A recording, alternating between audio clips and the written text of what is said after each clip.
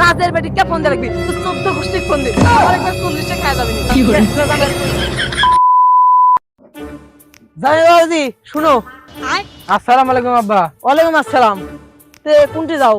এই তো পুকুর ঘাট দেখতেছি কিরকম কি অবস্থা। ও দেখতেছো তো খালি এগলে দেখলে হবি। সে কবে আমার বাড়িতে আইছো ব্যবসা বাণিজ্য ছেড়ে তুমি এটি বসে আছো, ওগুলো লোকসান হচ্ছে না বাবা? আর লোকসান, এখন ডিজিটাল যুগ, এখন ফোনে কব সব ওকে হয়ে যাবি। এই দেখেন দোকানে সিসি ক্যামেরা লাগাই থইছি, লোকজন আসবি কিনবি টাকা দিবি চলে যাবি। আর যদি দোকানে কিছু লাগে তাহলে ফোন দেবো, সবকিছু কিনে ওরা আগে থেকে রেখে দিবি, ব্যবসা মতো চলবি, বুঝছেন?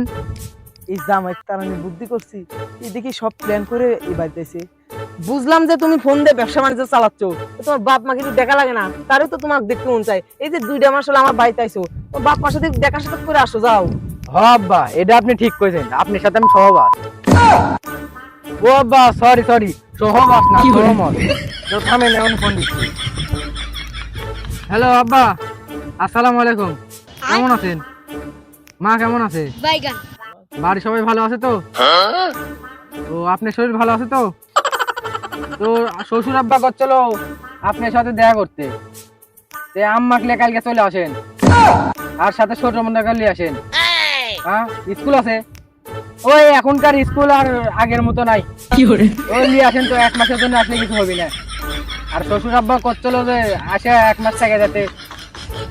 আপনি কালকে আম্মাকে আসেন আর ছোট বোনটাকে নিয়ে আসেন। এই কয়দিন স্কুল কামাই গেলে কিছু হবে না নি। আসেন আব্বা, কয়া দিছি কালকে সকালের মধ্যে চলে আসবেনি। বাহ সুন্দর জবাব দিয়ে দিলে, না সমস্যা নাই। বাবা বাড়ি তার কেউ ছিল না? আব্বা মনে বসে বাড়ি মানে কাজে বেরিয়ে ছিল, আমি ফোন দিই। কাজের বেটি কে ফোন দিয়ে রাখবি তুই 14 গোষ্ঠী ফোন দে আমার একবার 40 টাকা খাওয়া যাবে না। হ্যাঁ আব্বা মন খারাপ করলো নাকি রাগ করলো নাকি আমাকে বন্ধ ওটাই তো বুঝি। ধুর যা হওয়ার হবে না। আব্বার এক ফোন দিছি, কালকে আসবিনি, 1 মাসের মতো ভরপেট খাওয়া দেবো, আমার দেখা আমি তাই করি। মাছগুলো দেখা লাগবি বড় হয়ে গেছে, দেখে আসি কি খবর এখন।